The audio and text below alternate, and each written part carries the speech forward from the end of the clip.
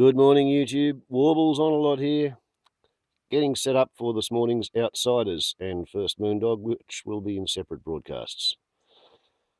Sunday, the 28th of June, and it's the morning after Stockwood 2015, the annual rock concert on the alternative lifestyle multiple occupancy community. So if I'm a little bit croaky and overhung, that will be why.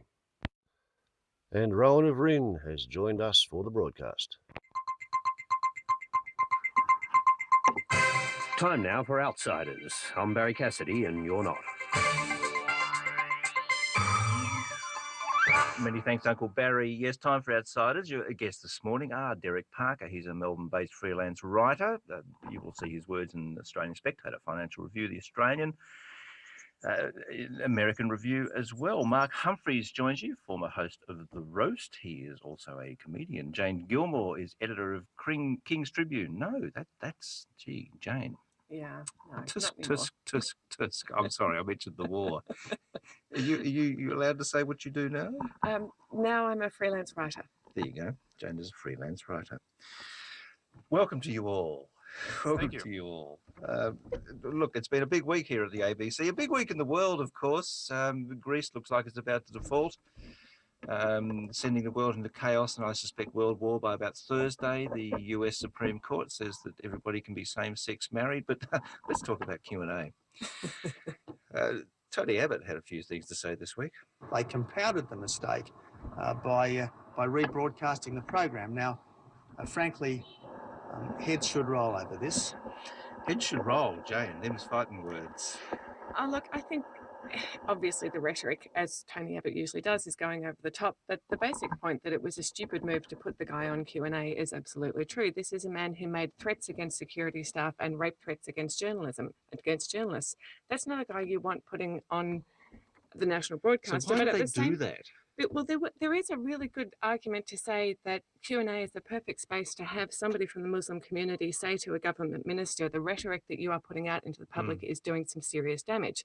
The problem with the guy that they chose is that now the person that could actually make that argument is going to have a much tougher time doing it. Yeah, Derek, ABC, on whose side are we?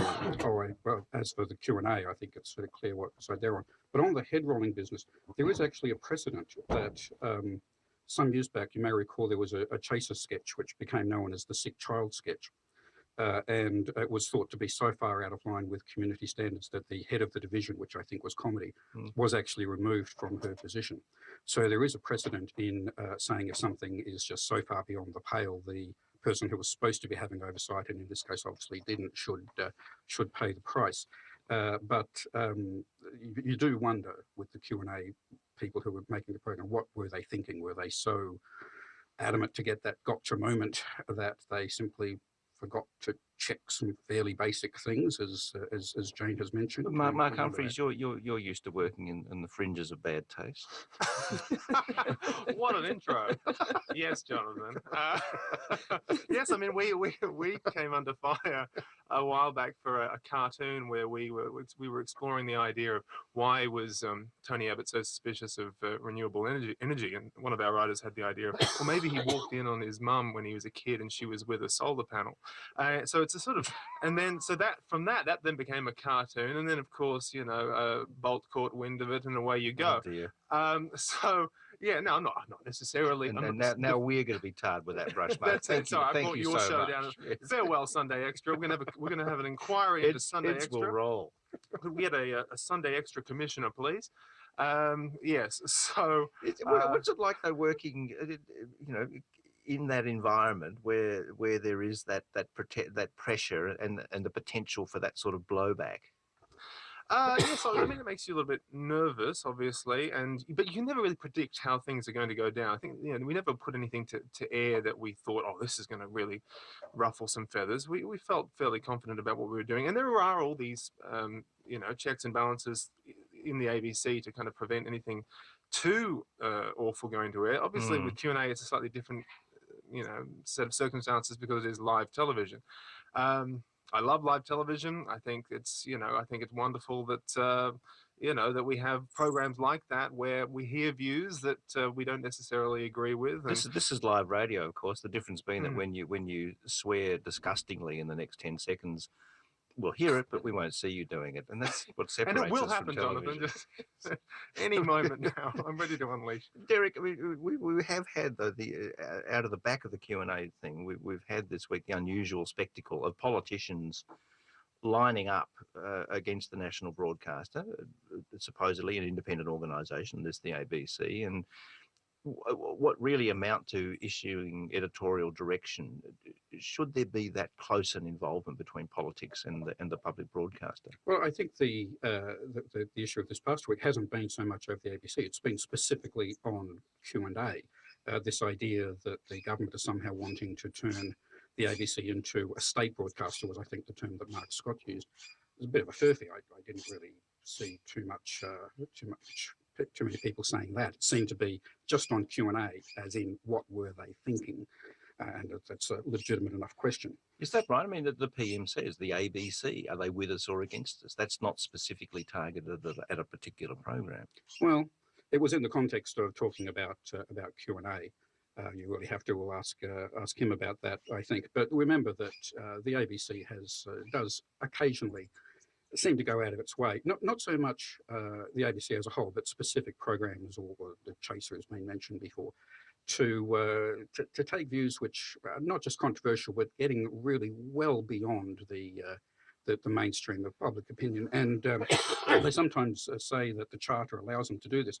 As it turns out, I have a copy of the Charter right here in front of me, and it actually says nothing of the sort about that. It doesn't. It also says nothing of the sort of things like, political affiliation or bias, that sort of stuff, which is often claimed to be in the Charter, is in fact absent. No, And it's actually a pretty mechanical sort of thing. It is. It's Section 6 of the worth Act. reading for those who never have. It is, but to have the Prime Minister of the country saying that heads should roll at the ABC because of something that was said here, that's going beyond, I don't agree with what was said. That's actually getting to he's the Prime Minister, he's not a private citizen. And for him to go threatening jobs at the national broadcaster is absolutely crossing the line. And then we have the consequent thing. And this, Mark, I presume you saw even in your remote location, there's the tabloid papers around the country making the connection between, which has long been suspected, I think, between the Islamic State and the Australian Broadcasting Corporation. Clearly, we're bedfellows. You should see who's in the foyer. But those bananas in pajamas, I don't know what they're doing. I mean, look, or as I know them, Jamal and Muhammad. Oh, indeed, please. Yes. I think we've got Malcolm Turnbull in our foyer down here. Sorry, Mark, do go on. That's quite all right. I mean, it was, look, that especially that Courier Mail front page was ridiculous. I like that they're, the News Corp response, if they are so offended and outraged by something, is then to go and create something even more offensive and outrageous. I mean, it's weird downstairs. You have to buzz in to get it through now, and there's a real sort of nervous energy about the place, and that's, an unfortunate consequence of possibly what was on Q&A, but possibly more so the response from certain elements of the media. But let us not forget here that Mark Scott, this is particularly in connection with the Q&A thing, did say that this was an error in judgment. It should not have happened. Sure. Now, having said that, is he just going to say, it shouldn't have happened, an error in judgment, and gosh, we're not going to do anything about it? Obviously, well, if no, it's the an error in ABC, judgment, something has to be done about it. ABC said they would investigate the thing internally, and that I'm sure will take place. I look forward to seeing that. But as I said, if a head will roll over the Chaser's sick child sketch, which was awful, then, as I said, there's a precedent for people within the ABC having to take responsibility for the job that they were supposed to do, and obviously for breaches of community standard. Yeah. Outsiders this morning are Derek Parker, Mark Humphreys, and Jane Gilmore. And Jane, this conversation sort of takes place in this end of parliamentary session moment where we see a very confident Prime Minister, a Prime Minister very much happy in this ground of national security in which this Q&A conversation takes place. I think it's very easy to be confident when you're the Prime Minister and you have no opposition. Which we saw some evidence of in the past week. Well, we haven't seen any evidence of opposition in the past week, or in fact the past couple of months. I think Abbott's got short and running scared, and has for months. And You can't be a viable opposition if you're going to be too terrified to oppose anything the government does. The other side of that is, though, we have a strong and confident government.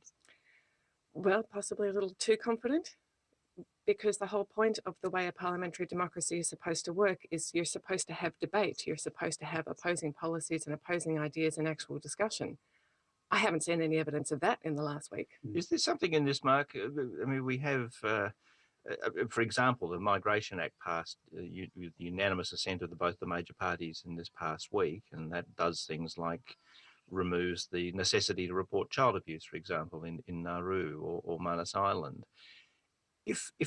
We seem to have politics at the moment where if a tree falls in the forest and is neither seen nor heard by the media, it ceases to actually have fallen. It just happens.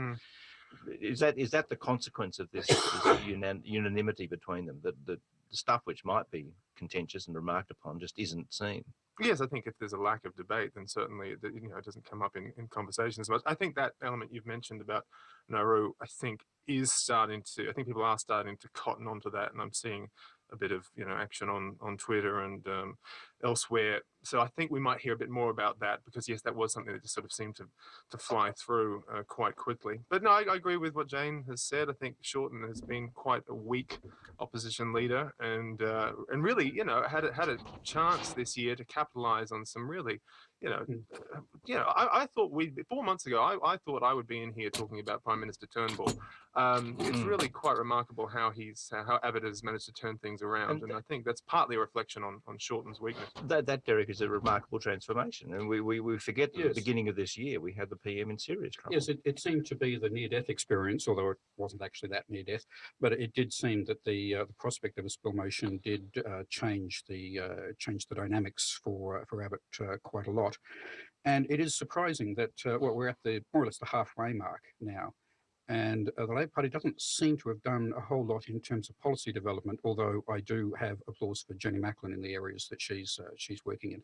But you don't see much in terms of a policy framework, and maybe that's to do with Shorten. I myself have got a lot of time for Shorten personally, but he does seem to be a man who really likes being liked, and I guess we'll see how he goes at the ALP conference coming up.